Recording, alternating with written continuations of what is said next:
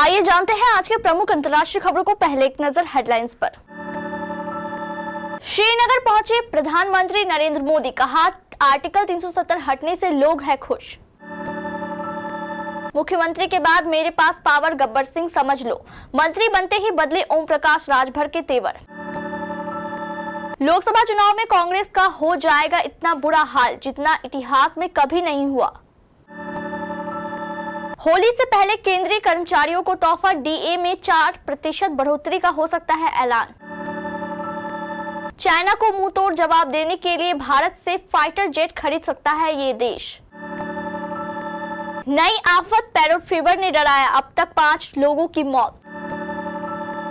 Chat GPT पर control की लड़ाई, क्यों सैम एल्टमैन के खिलाफ एलन मस्क पहुंच गए कोर्ट।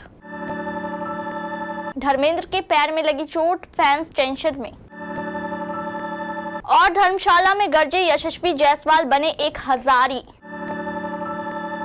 जम्मू कश्मीर से धारा 370 हटने के बाद प्रधानमंत्री नरेंद्र मोदी ने आज श्रीनगर पहुंचकर दहशतगर्दों को कड़ा संदेश दिया। पीएम मोदी ने न सिर्फ श्रीनगर का दौरा किया बल्कि वहां के बख्शी स्टेडियम में विशाल रैली को संबोधित करके पूरी दुनिया को बता दिया कि पाकिस्तान भले ही कितने भी झूठी अफवाह फैला ले, लेकिन असल में कश्मीर के लोग अलग कानून हटने से नाराज नहीं हैं, बल्कि वे तो खुश है कि अब पूरे भारत के साथ उनके पास भी एक निशान और विधान है। पीएम मोदी ने श्रीनगर के बख्शी स्टेडियम पहुंचकर कश्मीरियों को संबोधित किया। पीएम मोदी ने अपने भाषण की शुरुआत इस वाक्य से की कि धरती के स्वर्ग में आने का ये एहसास अद्वितीय है। इस नए जम्मू कश्मीर का इंतजार हमें दशकों से था। योगी सरकार में मंत्री बनते ही सुहेल देव भारतीय समाज पार्टी के प्रमुख ओम प्रकाश राजभर के तेवर बदल गए हैं। राजभर ने खुद को गब्बर सिंह बताया है और अपने कार्यकर्ताओं को पीला गमछा डालकर थाने जाने की सलाह दी है। राजभर ने खुद की तुलना मुख्यमंत्री तक से कर डाली। एसबीएसपी चीफ ने कहा, आप लोगों ने देखा कि मुख्यमंत्री बैठकर ओम प्रकाश राजभर को शपथ दिला रहे। हम मंत्री बनेंगे बोलो कहा था या नहीं, ललकार कर कहा था कि मंत्री बनेंगे और बनकर दिखा दिया। आज मुख्यमंत्री की पावर के बाद अगर किसी के पास पावर हो तो वो ओम प्रकाश राजभर के पास है। लोकसभा चुनाव में अब महज कुछ ही हफ्तों का समय बचा है। ऐसे में सभी दल अपनी अपनी रणनीति बनाने में लगे हैं। पिछले 2 लोकसभा चुनाव में बुरी तरह हारने वाली कांग्रेस अपने प्रदर्शन को बेहतर बनाने की कोशिश कर रही है। इतना ही नहीं, पार्टी ने कई क्षेत्रीय दलों के साथ गठबंधन भी किया है। इसके बावजूद ओपिनियन पोल में कांग्रेस को झटका लगता नजर आ रहा है। एक न्यूज चैनल के अनुसार कांग्रेस पार्टी आगामी लोकसभा चुनावों में अपना सबसे खराब प्रदर्शन कर सकती है। दरअसल ओपिनियन पोल में कांग्रेस को महज 37 सीटें मिलती दिखाई दे रही है। अगर ऐसा होता है तो ये कांग्रेस के इतिहास का सबसे खराब प्रदर्शन होगा। शराब घोटाले से जुड़े मामले में दिल्ली के मुख्यमंत्री अरविंद केजरीवाल को राउज एवेन्यू कोर्ट ने समन भेजा था। ईडी की अर्जी में ये समन भेजा गया है। कोर्ट ने केजरीवाल को 16 मार्च को पेश होने को कहा है। इससे पहले ईडी सीएम केजरीवाल को 8 समन भेज चुकी है। वह इन समन को गैर कानूनी बताते रहे हैं। उन्होंने कहा था कि ये समन गैर कानूनी है, लेकिन फिर भी वो ईडी के सवालों के जवाब देने के लिए तैयार है। उन्होंने ईडी से 12 मार्च के बाद की कोई तारीख मांगी थी। केजरीवाल ने कहा था कि वह वीडियो कॉन्फ्रेंसिंग के जरिए सवालों के जवाब देंगे। लोकसभा चुनाव से पहले केंद्रीय सरकार अपने कर्मचारियों को बड़ा तोहफा दे सकती है। सूत्रों के अनुसार केंद्रीय महंगाई भत्ता 4% तक बढ़ा सकती है। कैबिनेट महंगाई भत्ता 4% बढ़ाने के फैसले में मुहर लगा सकती है। बढ़ा हुआ डीए इस साल 1 जनवरी से लागू करने का प्रस्ताव है, यानी होली से पहले केंद्रीय कर्मचारियों को बड़ी खुशखबरी मिल सकती है। सरकार के इस फैसले से लाखों केंद्रीय कर्मियों को लाभ मिलेगा।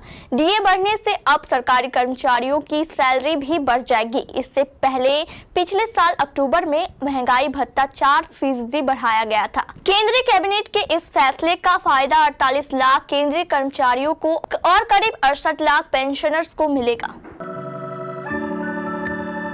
चीन की हरकतों से परेशान एक छोटे से देश ने उसे जवाब देने के लिए भारत से मदद ली। पहले ब्रह्मोस मिसाइल खरीदी, अब हल्के लड़ाकू विमान तेजस पर उसकी नजर है। यह देश आकार में भारत से 996% छोटा है। आबादी सिर्फ 11.46 करोड़ है।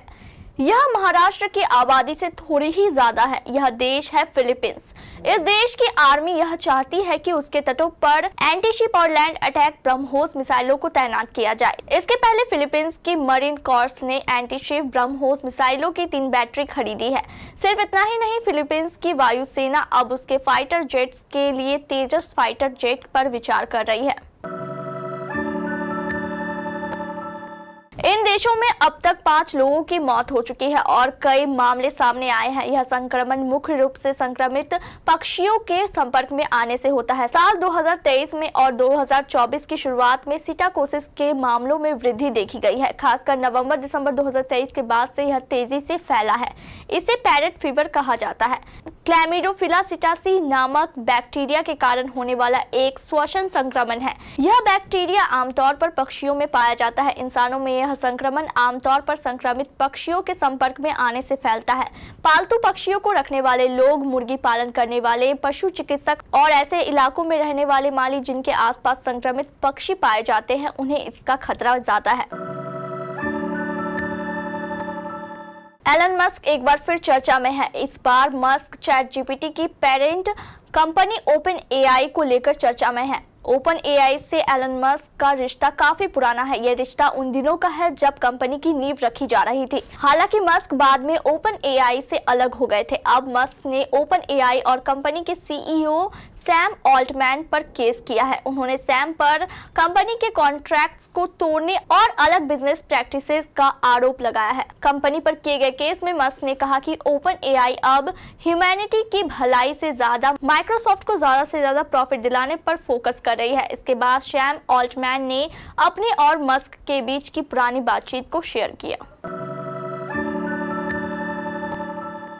बॉलीवुड के धर्मेंद्र फैंस के दिलों पर राज करते हैं, इसलिए अगर उन्हें हल्की सी भी चोट आती है तो उनके चाहने वाले परेशान हो जाते हैं। कुछ दिन पहले ही उन्होंने एक्स पर अपनी एक तस्वीर शेयर की थी। फोटो में वो आधी रात को जागकर बासी रोटी खाते नजर आ रहे थे। बिखरे बाल और चेहरे पर चिंता देख उनके फैंस भी टेंशन में आ गए थे। कुछ समय बाद उन्होंने सोशल मीडिया से वो फोटो डिलीट कर। वहीं अब एक्टर की हेल्थ को लेकर कई अपडेट सामने आ रहा है। पता चला है कि कुछ दिन पहले नातिन की शादी में उनके पैर में चोट आ गई थी। हालांकि अब उनकी सेहत पहले से ठीक हो रही है। भारत और इंग्लैंड के बीच 5 मैचों की टेस्ट सीरीज का आखिरी मुकाबला धर्मशाला के Himachal Pradesh cricket association stadium में खेला जा रहा है। रोहित शर्मा की अगुवाई में मेजबान टीम पहले ही 1-3 की अजय लीड ले चुकी है। अब उसकी कोशिश इस मैच को जीतकर स्कोर 4-1 करने की। मुकाबले के पहले दिन भारतीय ओपनर यशस्वी जायसवाल ने कमाल का प्रदर्शन किया। यशस्वी ने भारत की पहली पारी में 58 गेंदों पर 57 रन बनाए। यशस्वी ने अपनी इस पारी में 5 चौके और 3 छक्के लगाए। इस पारी के दौरान यशस्वी ने कुछ बड़े रिकॉर्ड्स बनाए। यशस्वी इंग्लैंड के खिलाफ किसी टेस्ट सीरीज में सबसे ज्यादा रन बनाने वाले भारतीय बल्लेबाज बन गए। यशस्वी ने विराट कोहली को भी पछाड़ दिया है।